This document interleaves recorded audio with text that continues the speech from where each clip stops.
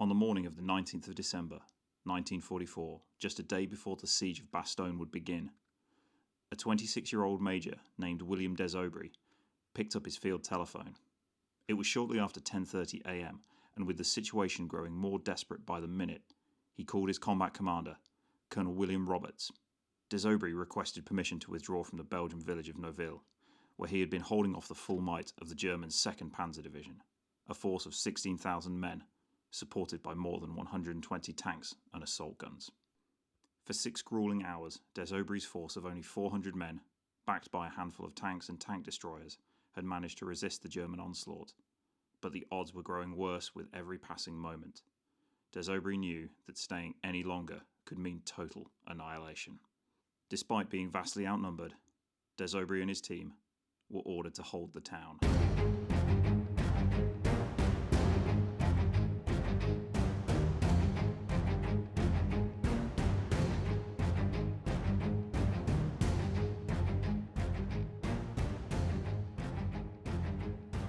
When the Germans launched their counter-offensive through the Ardennes forest of Belgium and Luxembourg on December 16, 1944, General Dwight D. Eisenhower, the Supreme Allied Commander, acted swiftly.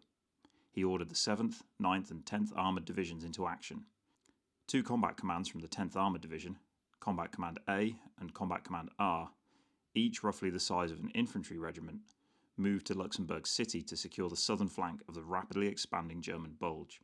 Meanwhile, Colonel William Roberts led his Combat Command B to Bastogne, in Belgium, where he was to report to Major General Troy Middleton, the commander of US 8th Corps, and prepare for the coming fight. By December the 18th, a full German Panzer Corps was charging straight towards Bastogne.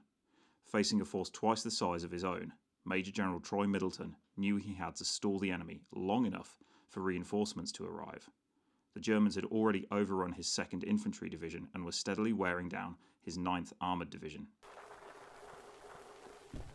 Our hunk of the line was the Ardennes. Pretty quiet. A lot of outfits had gone up north. I started 1 million latrinagrams about the where and when of our offensive. Then one day I'm standing guard and these shells start. I thought for a minute this was it. Till I realized these shells weren't outgoings, brother. They were incomings. Next thing I knew, German tanks. It was an offensive, all right, but it was going the wrong way.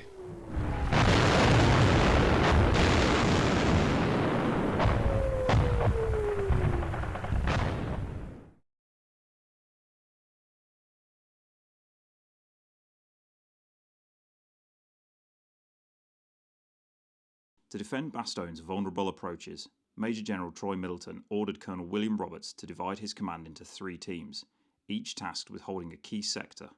Roberts organised the teams, naming each after its commander.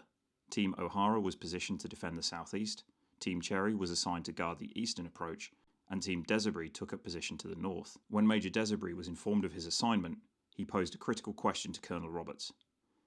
"If the situation reaches a point where I think withdrawal is necessary, can I make that call myself, or will I need your permission?" Roberts paused before responding. "You know, Des, you'll probably get nervous tomorrow morning and want to pull back," he said. "So you'd better wait for any withdrawal order from me." With those words hanging in the air, Desobry led his team through the thick winter fog toward the village of Noville, knowing the fight ahead would be anything but easy. Desobry's defensive strategy centered around controlling the vital crossroads at Noville, which connected key north-south and east-west routes. His troops set up defensive positions in the buildings, smashed out windows for better firing lines, and placed outposts along the surrounding roads. As German forces advanced, Desobry sent out patrols to gather intelligence, but most failed to return. The first German attack began with half-tracks and infantry probing the American lines. American sentries responded with grenades, briefly repelling the attack. Shortly after, German tanks and infantry made a stronger push. In one clash, 2 American Shermans were disabled, blocking the main road into Noville, creating a makeshift barricade. Colonel Roberts initially refused Desobry's request to retreat. Instead, Roberts ordered reinforcements to Noville, led by Lieutenant Colonel James Laprade's 1st Battalion of the 506 Parachute Infantry Regiment. The paratroopers of the 101st Airborne Division, who had been en route to Vermont, were rerouted to Bastogne. Moving on foot through fog, cold and chaos, the paratroopers reached Noville to support Desobry's battered defenders. Once Laprade's battalion arrived, the 2 commanders organised a counterattack. the Americans launched a two-pronged assault on the German forces on the ridges surrounding the town. Paratroopers charged uphill but ran into heavy resistance from the German tanks, and with the limited visibility due to the fog and smoke, they were exposed to direct tank fire. Some paratroopers sought cover in pigsties and haystacks, while others were forced to retreat. The American tanks and bazooka teams attempted to support the assault, but heavy German artillery fire made it nearly impossible. The paratroopers fought hand-to-hand in some areas, while snipers picked off soldiers from hidden vantage points. German tanks patrolled the streets, firing at close range, and at one point a German sniper occupied a crawl space directly across from Desobry's headquarters in the centre of Noville, firing at anyone entering or leaving the building. During the battle for Noville, the American tank crews showed remarkable skill and bravery. One Sherman crew knocked out multiple German tanks while another held the main intersection, stopping the enemy advances. When a German tank took up a position near the church in the centre of Noville, a two-man bazooka team engaged it, firing 11 rounds that failed to penetrate the tank's armour. Desperate, they aimed for a small slit under the turret and fired. The round jammed the tank's main gun. Moments later, a tank destroyer fired at the tank, finally destroying it. The Germans launched a final attempt to overwhelm Noville, using tanks to spearhead their assault. One paratrooper, chased by a German tank, ran into a house and barely escaped as the tank fired, levelling the building. Elsewhere, a paratrooper was wounded so severely that his intestines spilled from his body. His comrades cleaned his organs with water from their canteens, placed the intestines back inside his abdomen, and carried him to an aid station. Despite the intense pressure, the defenders held the line. German tanks, unsupported by their infantry, pressed into the town but were unable to hold their positions. Without sufficient support and facing fierce American resistance, the German forces eventually pulled back. For the time being, Noville remained in American hands. The tide of battle changed on December the 20th. Desobry and Laprade met at Desobry's headquarters to discuss strategy, but their location was spotted by German artillery spotters. This location was radioed through and a German tank fired 2 rounds at the building. The first round smashed through a window, obliterating some of the barricade put up by the men. The second round exploded in the room, collapsing part of the structure. Laprade was killed instantly, while Desobry suffered severe injuries, including the loss of an eye. He was evacuated by ambulance, but his journey was far from over. The ambulance was captured by German forces as they overran the 101st Field Hospital at Mons-Saint-Étienne, and Desobry was taken as a prisoner of war. With both commanders gone, Major Robert Harwick of the 506 and Major Charles Husted of the 10th Armoured assumed joint command of the defenders. With ammunition running low, the defensive line weakened, and casualties mounting, they decided it was time to withdraw. Harwick and Husted organised a tactical retreat, supported by an armoured convoy.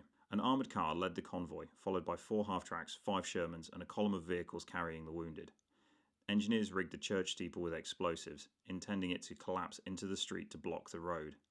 As the convoy moved out at 1:15 p.m, fog once again rolled in, masking the movements of troops and vehicles. The retreat from Noville was a perilous one. The convoy's lead tank broke down, forcing soldiers to destroy it with thermite grenades. The lead vehicle suddenly sped away, causing confusion as the rest of the convoy crawled forward. The last vehicle left Noville just as the engineers detonated the charges, collapsing the church steeple into the road to block the German pursuit. As the head of the convoy reached the outskirts of Foix, it suddenly halted. The armoured plate above the driver's view slit on one of the half-tracks unexpectedly slid down.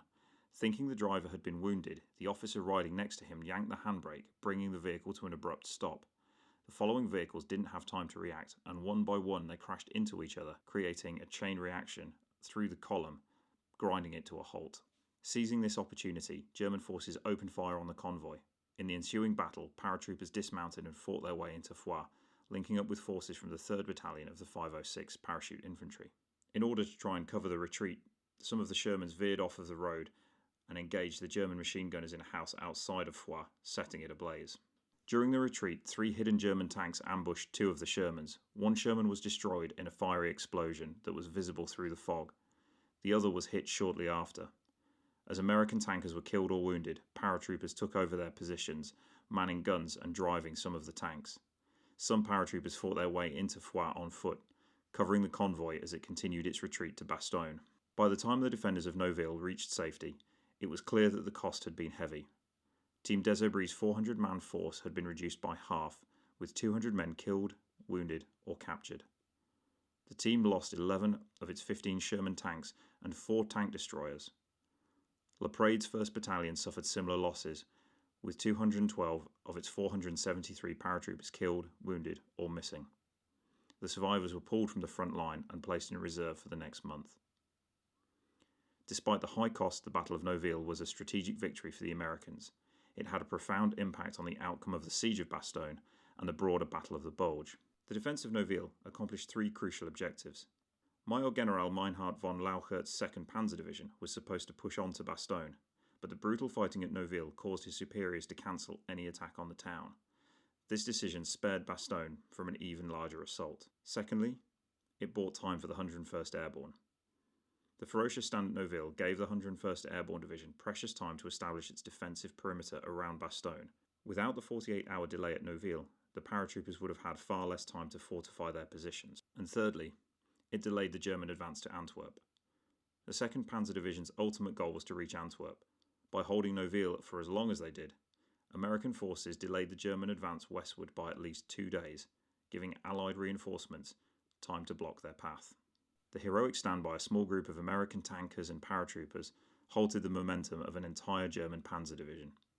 It bought time for the 101st Airborne to fortify Bastogne and delay the German drive toward Antwerp.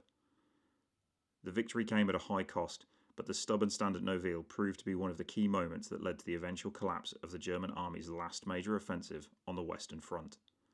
Major Desobry's decision to hold the line, despite the overwhelming odds, changed the course of the battle, and perhaps the course of the war. I am General Anthony McAuliffe, United States Army retired. I was at Bastogne with the 101st Airborne Division in 1944. It's always seemed regrettable to me that Combat Command D of the 10th Armored Division didn't get the credit it deserved in the Battle of Bastogne. All of the newspaper and radio talk was about the paratroopers. Actually, the 10th Armored Division was in there a day before we were and had some very hard fighting before we ever got into it. And I sincerely believe that we would never have been able to get into Bastogne if it had not been for the defensive fighting of the 3 elements of the 10th Armored Division who were first into Bastogne and protected the town from invasion by the Germans.